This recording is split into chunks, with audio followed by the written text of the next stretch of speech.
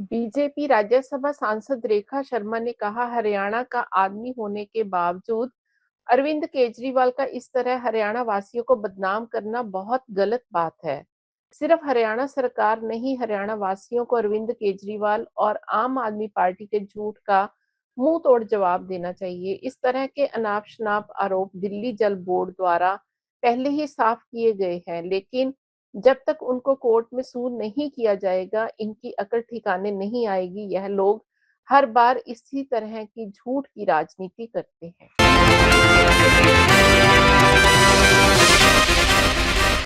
मुझे ये कहना है कि दिल्ली सरकार ने जो आरोप लगाए हैं वो केवल सरकार पे नहीं है, पूरे हरियाणा वासियों पे है। और मुझे लगता है हरियाणा वासियों को आवाज उठानी चाहिए, इसके झूठ के पुलिंदे को एक बड़ी जोर से जवाब देना बनता है, क्योंकि हमेशा देखा गया कि चुनाव के दौरान ये ना केवल चुनाव, इनकी आदत है कि कुछ काम नहीं कर सकते तो किसी ना किसी पे आरोप लगाना।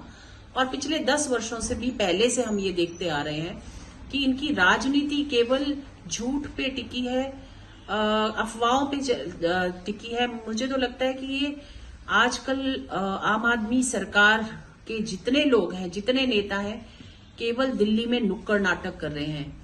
ये इनके नुक्कड़ नाटक चल रहे हैं और ये सोचते हैं ये नाटक चलाते चलाते इस बार भी सरकार बना लेंगे, जो बिल्कुल गलत है।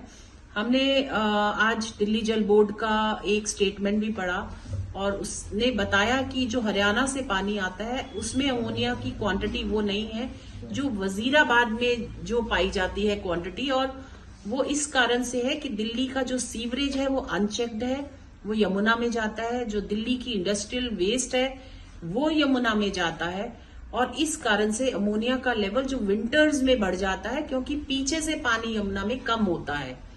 जब भी पीछे से पानी यानी हरियाणा से जब पानी ज्यादा आता है तो वो डाइल्यूट हो जाता है वो अमोनिया का लेवल।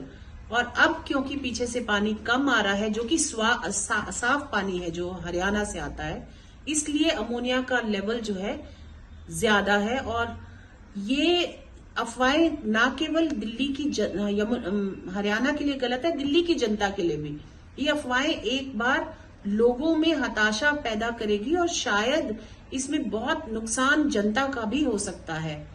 और इनका खुद तो होने ही वाला है, ये जनता बताने वाली है, क्योंकि जनता को भी समझ आ गया कि हर इलेक्शन में हर जगह प्रदूषण की बात हो तो जब पंजाब सरकार में इनकी सरकार नहीं थी तो ये कहा जाता था पंजाब के कारण हवा गलत है, या हरियाणा और पंजाब के कारण। अब पंजाब को माइनस कर दिया जाता है और कहा जाता है प्रदूषण अगर हवा में है तो केवल हरियाणा के कारण है।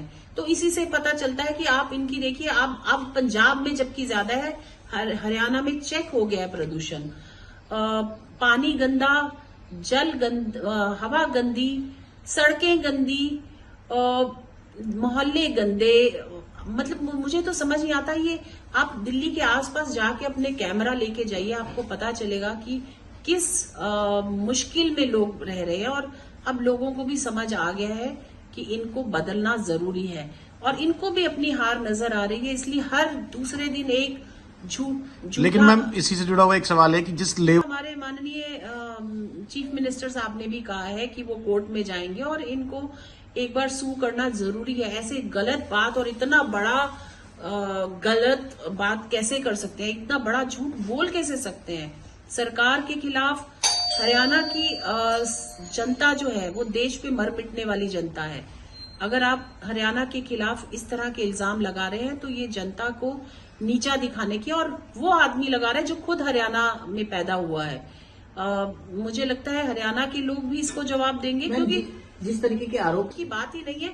ये तो दिल्ली जल बोर्ड ने ही कह दिया है अपने स्टेटमेंट में और खंडन कर दिया कि हरियाणा से ऐसा कोई पानी नहीं आ रहा है जिसमें अमोनिया है।